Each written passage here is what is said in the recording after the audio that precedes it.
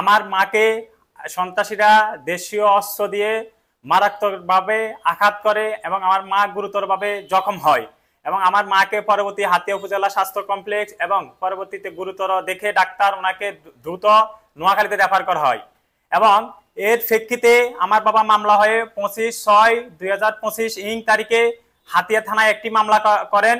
এই মামলার বাদী করা হয়, আসামি করা হয় সন্ত্রাসী নেসার, সাবুদ্দিন, সালাউদ্দিন, রাসেল, নিজাম, মন্নান সহ টোটাল 6 জনকে।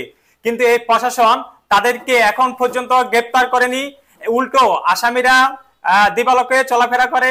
তারা আমাকে বিভিন্ন অনলাইনের মাধ্যমে ফেসবুক, হোয়াটসঅ্যাপ এবং ভয়েস রেকর্ডে আমাকে হত্যার হুমকি দেয় এবং আমার পরিবারকে এর থেকে ভয়ানক ভাবে হামলা করবে এরকম মন্তব্য করে, যা আমার কাছে ইতিমধ্যে সংরক্ষিত রয়েছে, ভয়েস রেকর্ডটি সংরক্ষিত রয়েছে। আমি এই হামলার তীব্র নিন্দা জানাই এবং আসামিদেরকে দ্রুত গ্রেপ্তার করার জন্য হাতিয়া প্রশাসনের কাছে এবং হাতিয়ার জনগণের কাছে দাবি জানাচ্ছি এবং জেলা প্রশাসকের কাছে আমি জোর দাবি জানাচ্ছি যেন আমার পরিবারের যারা নৃশংস বর্বর হামলা চালিয়েছে তাদেরকে দ্রুত আইনের আওতায় এনে আমার পরিবারকে নিরাপত্তা দেওয়া হয়। আমার পরিবার বর্তমানে নিরাপত্তাহীনতায় ভুগতেছে, তাদের কারণে আমরা বাড়ি ঘরে যেতে পারতেছি না এবং তারা আমাদের বিরুদ্ধে পাল্টা একটি মামলা দিয়ে আমাদেরকে হয়রানি করাচ্ছে।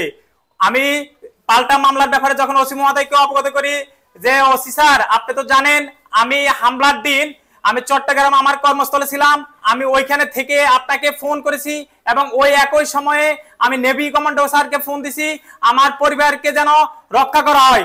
আপনি জেনে শুনো কেন আমার বিরুদ্ধে যে একটা মিথ্যা, আমার পরিবারের বিরুদ্ধে যে একটা মামলা দায়ের করেছে যেখানে আমাকে আসামি করেছে, আপনি এই মামলাটি কেন নিয়েছেন?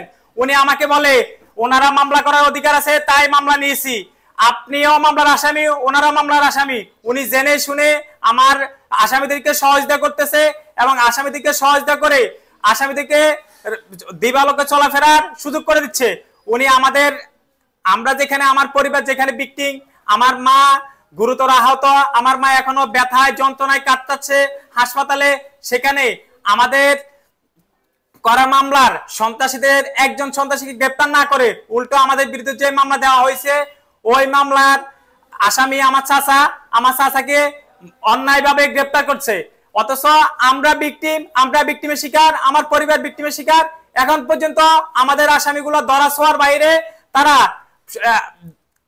আড়ালে থেকে আমাকে নানানভাবে হুমকি দিচ্ছে।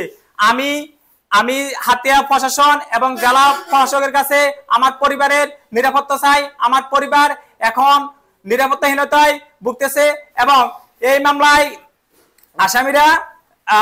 আসামি যে মামলা করেছে আমাদেরকে, আসামিরা বাদী হয়ে যে মামলা করেছে আমাদেরকে আসামি করে, তার মধ্যে আমি এবং আমার ছোট ভাই ওই ঘটনার দিন আমি চট্টগ্রাম ছিলাম, আমার ছোট ভাই চট্টগ্রাম কর্মস্থলে ছিল, এখন পর্যন্ত সে হাতিয়াতে আসে নাই এবং আসামিরা এই মামলাতে আরো দুজনকে আসামি করেছে। আমার ছোট ভাই নীরব যার বয়স 15 বছর এবং আমার ছোট স্বাস্থ্য ভাই যার বয়স 13 বছর। এদেরকে মিথ্যাভাবে হয়রানি করার জন্য ওসি মহোদয়ের সহযোগিতায় এই আসামি পক্ষ এটা করাচ্ছে এবং আসামিরা হুমকি দিচ্ছে যত টাকা লাগুক, যত পয়সা লাগুক, এই হাতিয়া উপজেলা প্রশাসনকে তারা আমাদের বিপক্ষে ব্যবহার করবে। আমি এই হাতিয়া উপজেলা